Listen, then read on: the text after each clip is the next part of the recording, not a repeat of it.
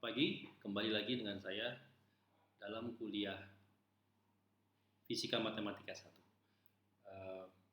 Dalam video ini saya akan melanjutkan pembahasan yang belum dibahas di kelas, yaitu tentang analisis tensor.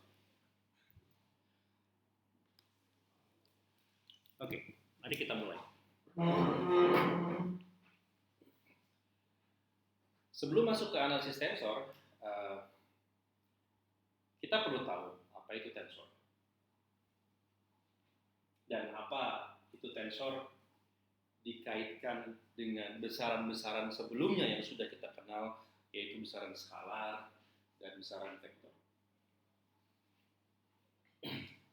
Mari coba kita review sedikit mengenai apa itu skalar dan apa itu vektor.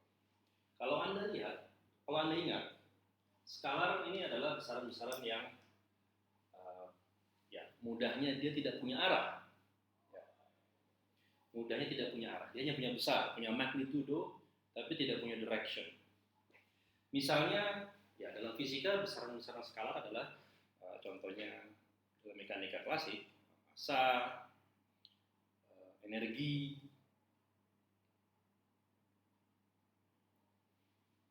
flux, medan, dan lain sebagainya. Secara matematis, saya melambangkan besaran skalar hanya sebagai dengan suatu notasi tanpa arah dan tanpa lambang vektor. Misalnya F adalah suatu besaran skalar atau suatu medan skalar atau suatu fungsi skalar, maka dia hanya bergantung pada variabel-variabel bebasnya saja. Misalnya dia fungsi dari X, Y, dan Z. Sebagai contoh di kelas saya pernah membahas fungsi skalarnya, misalnya bentuknya adalah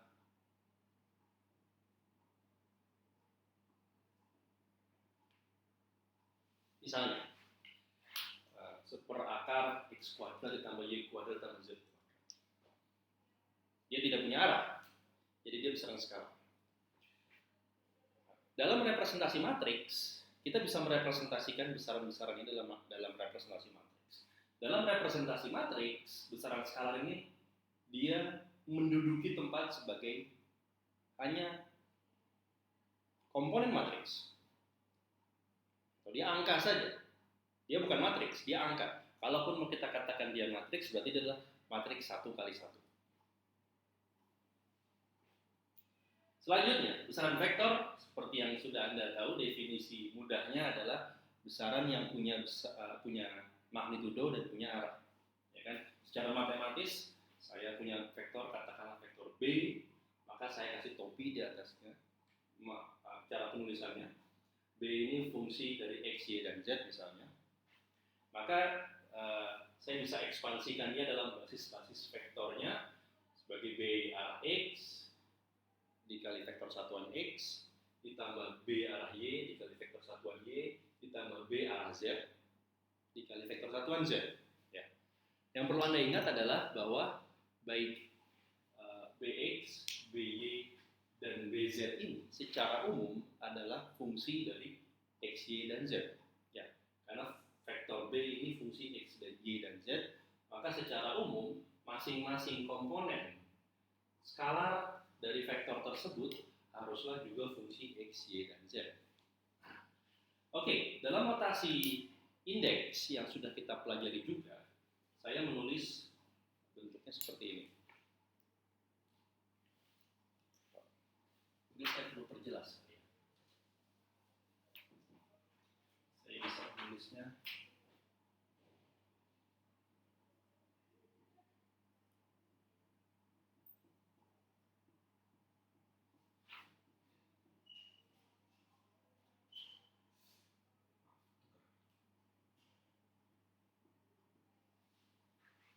Oke, jelas.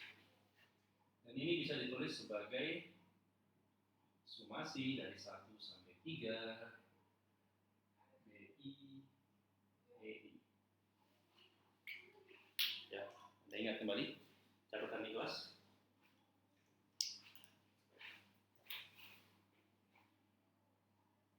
EI ini kita kita namakan sebagai basis vektor.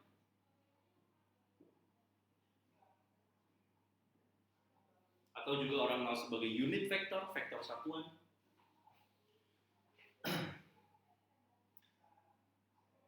BI adalah skalar atau komponen skalar dari vektor B. Anda lihat dia punya indeks I, ya kan? Maka indeks BI ini kalau Anda uraikan, maka dia akan isinya bisa saya tulis sebagai berikut. B1, B2, B3. Ya. Jadi BI ini dalam representasi matriks, ya, komponen skalar dari vektor dalam representasi matriks itu bisa dinyatakan sebagai matriks apa ini? Matriks kolom. Ya. Matriks kolom ini dimensinya berapa? 3 kali 1, ya kan? Barisnya ada 3, kolomnya ada 1. Matriks kolom. Ukurannya atau dimensinya 3 dikali 1. Oke. Jadi secara representasi matriks, vektor dapat kita tulis sebagai suatu matriks kolom, sedangkan skalar dapat kita tulis sebagai matriks 1 kali 1. Atau angka saja. Oke. Nah, sekarang pertanyaannya, mungkin Anda pernah mendengar tensor. Sekarang apa itu tensor dan apa kaitannya dengan vektor dan skalar? Untuk memahami tensor, saya akan mengambil ilustrasi sebagai berikut. Kalau Anda lihat gambar di sebelah kanan saya ini, saya katakanlah punya balok ataupun kubus, ya, objek 3 dimensi. Dia punya panjang, dia punya lebar, dan dia punya tinggi. Koordinat X arahnya ke sana, koordinat Y arahnya ke sana, dan koordinat Z arahnya ke sana. Oke. Seperti yang kita pahami di pembahasan sebelumnya, kubus atau balok ini dia punya 6 sisi, ya kan?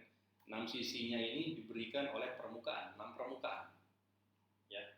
Sisi depan, sisi belakang pada sumbu X, sisi kanan dan sisi kiri pada arah sumbu Y, sisi atas dan sisi bawah pada arah sumbu Z. Dan permukaan kita tahu adalah vektor. Jadi saya melambangkan misalnya sisi depan ini luasnya diberikan oleh besaran vektor permukaan A, gitu ya. Saya lambangkan A, area. Ya. Di pembahasan lalu saya menggunakan notasi S, surface. Mudah-mudahan tidak bingung. Ini untuk memudahkan aja. Kenapa saya menggunakan A? Nanti akan saya kaitkan dengan tekanan untuk memudahkan. Tapi esensinya sama. Dua notasi ini melambangkan besaran yang sama, yaitu permukaan atau surface area. Jadi luas permukaan